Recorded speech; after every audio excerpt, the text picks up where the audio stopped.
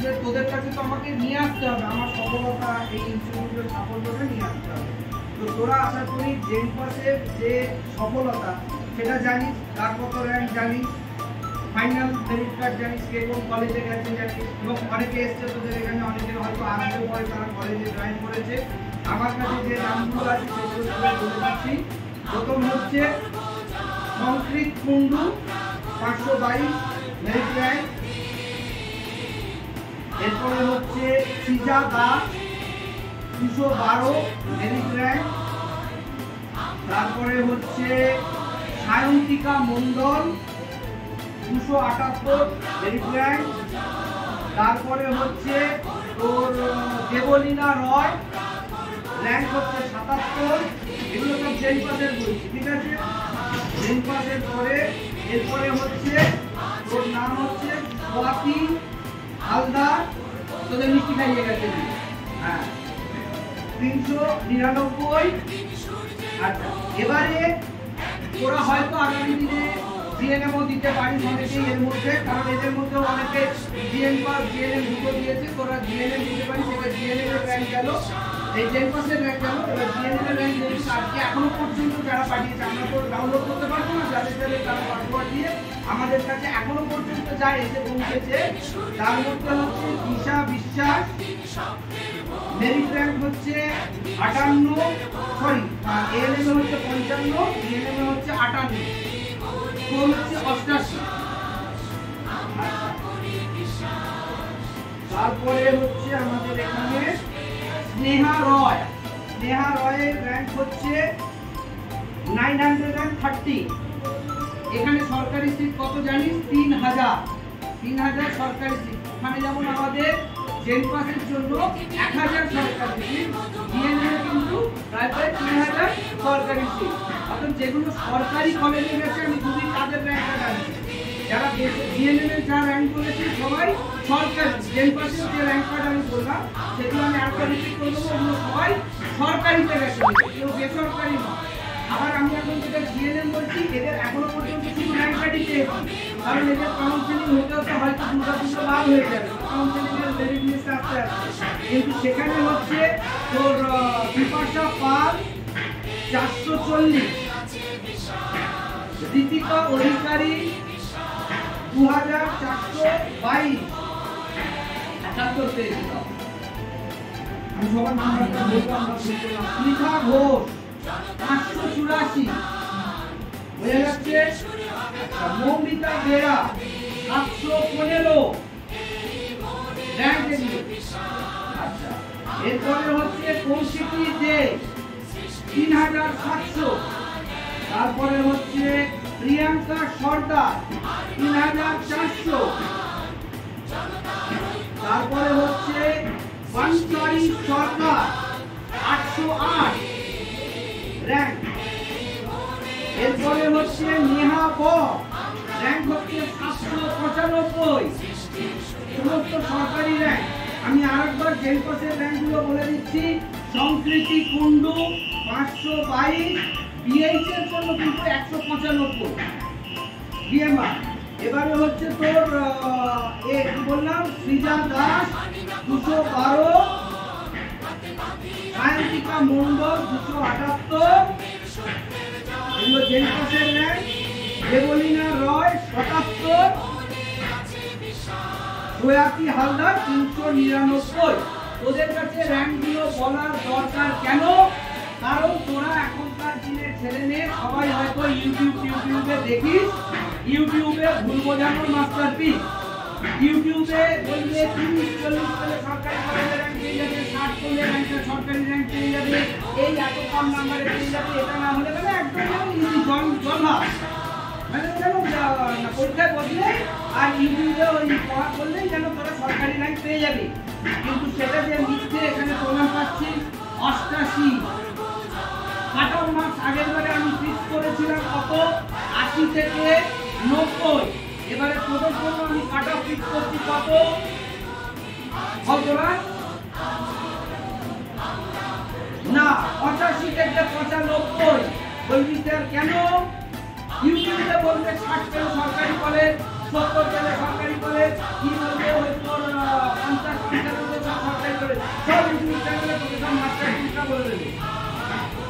কৃষকরা এখানে আছে 80, 81, 82, 70, 72, 73, 77 এর নিচে কোনো সরকারি র্যাঙ্ক হবে না। কেন? দুটো কারণ।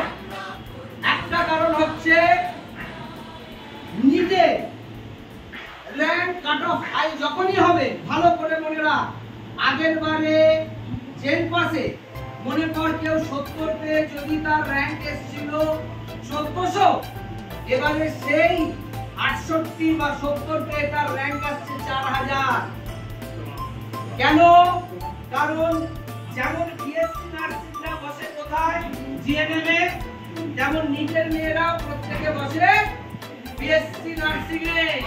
এবারে যখনই নিটের কাট অফ হাই হবে তখন যারা আগের বছরে এখানে জেন পাসে ভালো স্কোর করেছে কিন্তু নিচে করেছে, কাট অফ পেয়ে গেছে, নিচে বেরিয়ে গেছে, তখন এখানে যারা তলার দিকে জেন পাস ছিল র্যাঙ্কে তারা কিন্তু সুযোগ পেয়েছিল, কিন্তু এবারে পাচ্ছে না। তার কারণ আগের বারে 68, 70 কেউ পাচ্ছে না। তার একটাই কারণ, উপর থেকে যারা নিচে ওখানে কেটে গেছে, মানে নিচে কিন্তু কাট অফ হাই হয়ে গেছে। বুঝতে পারছি? নিচে যখন কাট অফ হাই, তার মানে যারা নিচ দিয়েছিল জেন পাস দিয়েছিল নিচে পায়নি, তারা এবার কোথায় চলে যাচ্ছে? জেন পাসে চলে যাচ্ছে। আবার সেম জেন পাসে যারা দিয়েছিল জেন পাসে কাট অফ হাই হয়ে গেল বলে দিল না, তারা কোথায় চলে গেল? জিএনএম এ। তাহলে জিএনএম না কোথায় চলে গেল? হাওয়া। বুঝতে পারছি? এবারে কারণ হচ্ছে মেয়েরা বেশি করে বুঝেরা আগে প্রচুর ভালো ভালো মেয়ে, আমি তোদের কাউকে খারাপ মেয়ে বলছি না, আমি বলছি তোদের মধ্যে যারা মেরিটোরিয়াস তারা আগে ভাবতো যে ইঞ্জিনিয়ারিং করব। ইঞ্জিনিয়ারিং করার একটা প্রবণতা ছিল মেয়েদের, কিন্তু বর্তমানে ইঞ্জিনিয়ারিং করে প্লেসমেন্টের কি হাল প্রত্যেকে আমার থেকে ভালো জানেন।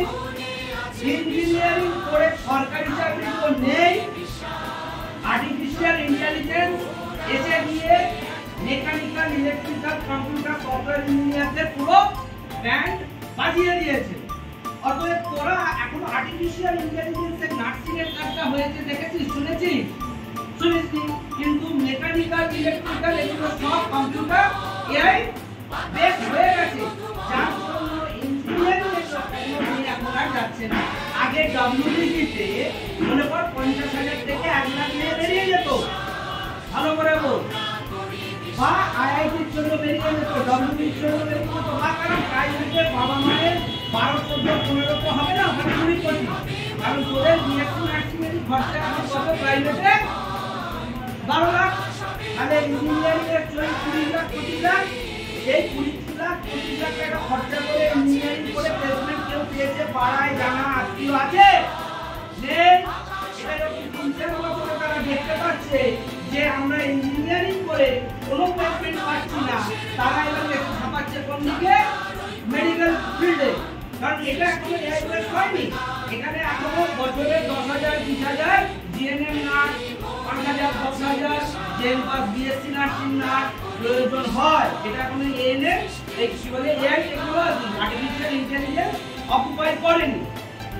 মেডিকেলেও যাচ্ছে মেয়েরা, কিন্তু ইঞ্জিনিয়ারিং এর যে মেয়েগুলো যাচ্ছে, মনে কর প্রতি বছর ইঞ্জিনিয়ারিং এ 2 লাখ, 4 লাখ পশ্চিমবঙ্গ থেকে মেয়েরা যেত, সারা ভারতবর্ষ থেকে 6-7 লাখ মেয়ে যেত। সেই 6-7 লাখ মেয়ে ইঞ্জিনিয়ারিং এ যাওয়া বন্ধ। তারা এসে ঢুকছে কোথায়? জেন পাসে। তারা এসে ঢুকছে কোথায়? নিটে।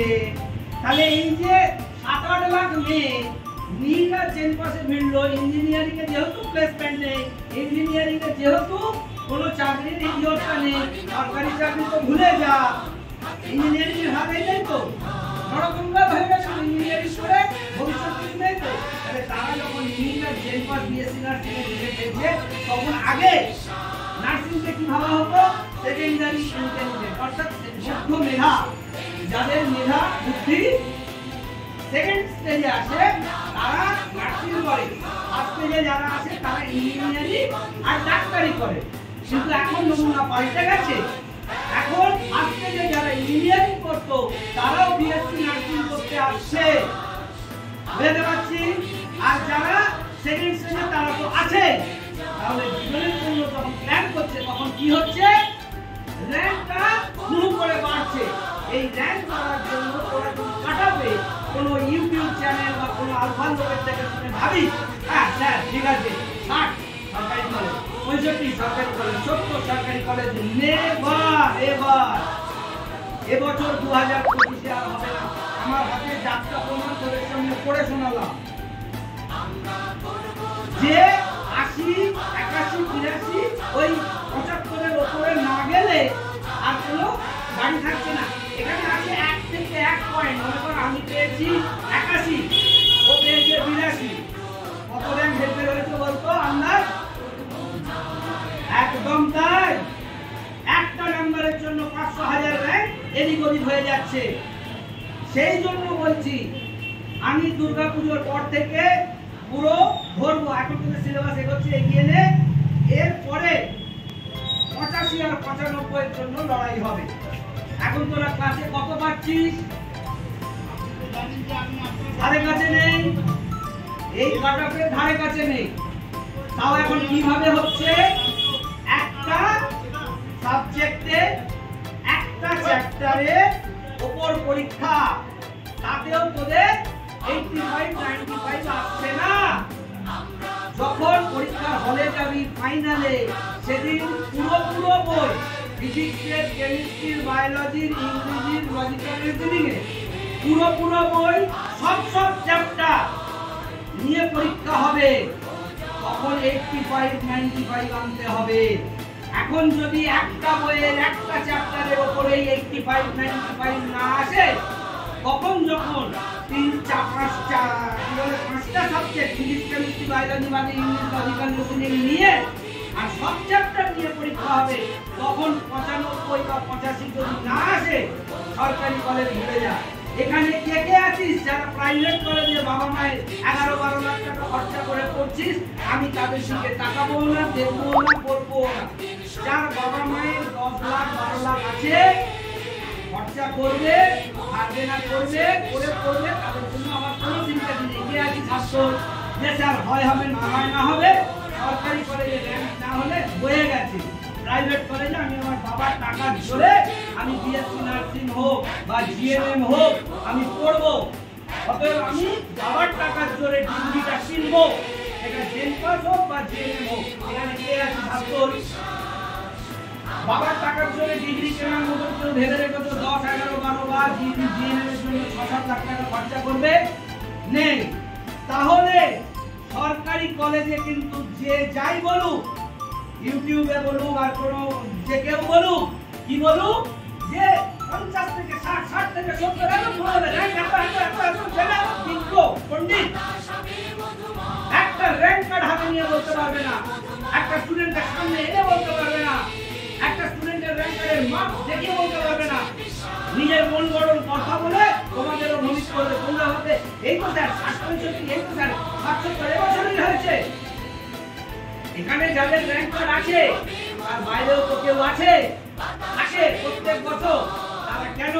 তারা ওই জমি হয়েছিল যে স্যার ইউটিউবে তো বলছে 65 পেলে হয়ে যাবে, 60 পেলে হয়ে যাবে, স্যার ওই তো 40-55 পেলেও সরকারি কলেজ হয়ে যায়। এই কথাগুলো তাদের মাথায় ঢুকিয়েছে, তারাও ফাঁকি মেরেছে। যারা সেই কথাটা শোনেনি, যারা আমার উপর বিশ্বাস রেখেছিল যে না স্যার 80 উপরে যেতে হবে, তারা আজকে হাসছে, তারা এই বোঝা র্যাঙ্ক কার্ড নিয়ে আসছে। আর যারা এর বাইরে গেছে তাদের কিন্তু র্যাঙ্ক কার্ড আসবে না। অতএব এইটা মনে রাখবে যে তোমাদের এবারের কাটঅফ আগের বারের থেকেও কিন্তু হাই হতে চলেছে এবং সেই র্যাঙ্কের কার্ডটা কত? 85 থেকে 95। তিনটা টার্গেট। দুর্গাপুজোর পর থেকে কত সময় আছে? নভেম্বর, ডিসেম্বর, জানুয়ারি, ফেব্রুয়ারি, মার্চ। এবারের পরীক্ষা কিন্তু তোমাদের জুলাই আগস্ট মাসে হবে না। এবছরে হয়েছিল, তার কারণ জেনারেল ইলেকশন ছিল। ভোটের জন্য পরীক্ষা মে পেরিয়ে জুন, জুলাই, আগস্টে হয়েছে, কিন্তু এবছরের পরীক্ষা হবে মার্চ থেকে এপ্রিল। তাহলে হাতে সময় অক্টোবরকে যদি আমি সাইড করি, November, December, January, February, March, 5 months. Do you have the ability? তোমরা সেই জায়গায় পৌঁছেছো? Physics, chemistry, biology, English, logical reasoning 95, 85 বলে আনবো। চলো ফুল সিলেবাস যতটুকু পড়া হয়েছে ততটুকুর উপরেই যদি আমি একটু তোমাদের ফুল কোশ্চেন করি, মনে করো বায়োলজি 3টে চ্যাপ্টার, ফিজিক্সের 3টে, কেমিস্ট্রি 3টে, ইংরেজি এতটা, ফিজিক্যাল ইঞ্জিনিয়ারিং এতটা, টোটাল যেটুকু হয়ে গেছে তার উপরে পুরো কোশ্চেন ফেলবো। 85-95 আনতে পারবে কে? কেউ নেই? কারণ তারা একটা সাবজেক্টের একটা চ্যাপ্টারের উপরে এই নাম্বারটা আনতে পারার জায়গায় নেই। অতএব now is the last time. আমি যতক্ষণ না হাতে প্রমাণ পাচ্ছিলাম যে আমি কি করে দেখিয়েছি, আবার এবছরও এখান থেকে হবে এ ও ও ও এ হবে, আর বাকিরা আউট হয়ে যাবে। কে ইন হবে 2026-এর ব্যাচে আমি কার কার নাম করব, আর 2026-এ তোমাদের মুখে কে কে হাসবে 2025-এ, এই ডিপেন্ডস অন ইউ। এখান থেকে এরা র‍্যাঙ্ক করেছে, সরকারি কলেজে র‍্যাঙ্ক করেছে। তবে সরকারি কলেজে যদি র‍্যাঙ্ক করতে চাও, now the last time, now ever or never. মানে কি, যদি এখন থেকে এবার অ্যালার্ট না হও তাহলে কিন্তু 85-95 নিচে যারা তারা এখানে ক্ষমা চেয়ে নিতে পারো ইউনিভার্সিটি নার্সিং থেকে। কারণ কোনো আশা নেই 85 থেকে 95 এর নিচে কোনো সরকারি র‍্যাঙ্ক। এবং এই কথাটা যদি আজকে না মেলে 2025-এ জুলাই আগস্টে রেজাল্ট বেরোবে, তখন প্রত্যেকে বাড়িতে বসে ভাববে যে জয়দেব স্যার বলেছিল, ঠিক বলেছিল, 85 থেকে 95 এর নিচে আমি স্কোর করেছি, আমি সরকারি কলেজ পাইনি। ডোন্ট ব্লেম মি, আমাকে দোষ দেবে না। কারণ আমি আগে বলে যাচ্ছি, তোমাদের 85 থেকে 95 পেতে যদি কোনো বাধা হয়, যে স্যার ফিজিক্সে আমার এটা বাধা, কেমিস্ট্রিতে এটা বাধা, বায়োলজিতে বাধা, হিস্ট্রিতে বাধা, লজিক্যাল বাধা, টেল মি কার কি সমস্যা, কার কি প্রবলেম? ফিজিক্সের ম্যাথ করতে কার প্রবলেম হচ্ছে, বায়োলজি কার মনে থাকছে না, কেমিস্ট্রিতে বুঝতে পারছে না, টেল মি দ্য টিচার। টিচারকে বলো, নইলে আমাকে বলো, কিন্তু কোনো অজুহাত দিও না। রেজাল্টটা তোমারই 12টা বাজবে, রেজাল্টটা তোমারই 12টা বাজবে, আর কারোর বাজবে না। অতএব রেজাল্ট 12টা না বাজিয়ে যদি ফিজিক্স, কেমিস্ট্রি, বায়োলজি কোথাও এতটুকু প্রবলেম হয়, সমস্যা হয়, কোন রকম ভাবে আমি সব রকম ভাবে তোমাদের পাশে থাকার এবং তোমাদের সমস্যা সমাধান করার জন্য তৈরি থাকবো এবং আমি থাকবো। কিন্তু তোমরা আমাকে সেটা জানাবে, আর যদি না জানাও আমার পক্ষে কিন্তু কিছু করা সম্ভব হবে না। শুধুই তোমাদের ভাষাশাস্ত্র মুখটা আমি দেখতে পাবো, বোঝাতে পারছি তো। আমাদের টার্গেট তাহলে এখন থেকে 85-95 জেন পাস 2025। এর জন্য আমাদের প্রথম কি করতে হবে, প্রত্যেকটা ক্লাস টেস্টে 2 নম্বরের যদি ক্লাস টেস্ট আছে আমাদের কত করতে হবে? Yes, pick your target. আজকে ফিজিক্সের পরীক্ষা 80% স্কোর করব chapter wise, physics, chemistry, biology, English, logical reasoning. I should be above 85।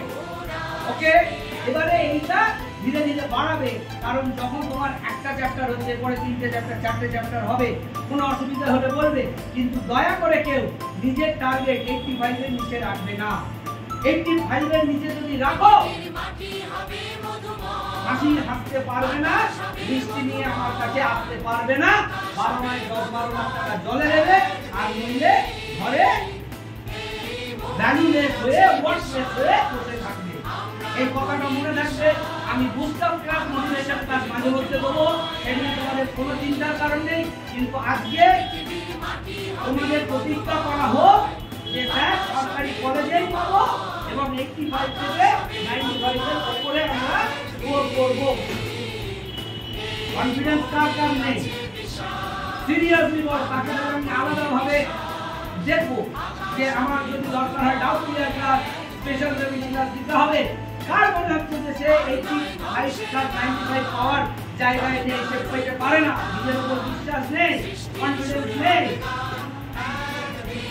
এই মনে হওয়াটা কার কার হচ্ছে? সবার হচ্ছে, সবার হচ্ছে, হাত তুলে গেল, সবার হচ্ছে, সবার হচ্ছে। কেন হচ্ছে? এতদিন কাজ করছিলে কি ভেবে 60-70 পাবো, সেটাও কি পাচ্ছিলে? জানি না, পাচ্ছিলে? তাও পাচ্ছিলে না। আমি পাচ্ছিলে 30-40, ভাবছিল 60-এ তুলে নিয়ে গেলে গাড়ি হয়ে যাবে, 60-এ কোনো সিঁড়ি থাকবে না। জেন পাশে 60 কোনো স্কিমে থাকবে না। 80 অ্যাবাভ না হলে এবারে এর জন্য তোমাদের কার কি কি দুর্বলতা, সামনে আর 10টা দিন আছে Durgapuja, let's enjoy the puja. After the puja I will take care individually কার কোথায় সমস্যা হচ্ছে।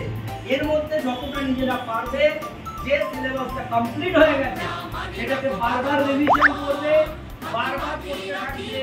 রেডিয়ারের একটা মাত্র কারণ হচ্ছে ভুলে যাওয়া, রিভিশন না করা। এই মন্ত্রটা নিয়ে বাড়িতে যাও, দুর্গাপুজোর খুব স্পেশাল হপিং করো, খুব মজা করো, কিন্তু দিনের 2 ঘন্টা রিভিশন করো। যদি রিভিশন না করো তাহলে কিন্তু তোমাদের মধ্যে এই যেটুকু থাকবে, তোমার 1 মাস 15 দিন যা যা খেটেছো, এই খাটনিটা যদি ওয়েস্ট হয়ে যায়, আবার পুজোর পরে কিন্তু এই পুরো টাইমটাকে আবার রিইনভেস্ট করতে হবে। অর্থাৎ আমার মানি পার্সে যদি 5000 টাকা থাকে, আমি যদি সেটা হারিয়ে ফেলি কি হবে? এটা লস। তোমার মাথায় আজ পর্যন্ত যেটুকু ঢুকেছে সেটুকু যদি তোমরা হারিয়ে ফেলো দুর্গাপুজো এনজয় করে, কি হবে? আবার টাইম ইনভেস্ট করতে হবে, আবার এটাই থাকতে হবে। অর্থাৎ এখন থেকে যতটুকু করবে, নতুন পড়া মনে রাখার থেকে পুরনো পড়া ভুলে গেছো কিনা আগে রিঅ্যাসিওর হও। বোঝা গেছে? তাহলে আমাদের টার্গেট কত ফিক্স করা হলো? জোরে সাউন্ড 85 থেকে 95। আমরা এই টার্গেটের জন্য লড়াই করব আগামী সেমিস্টারের জন্য, আগামী এক্সাম 2000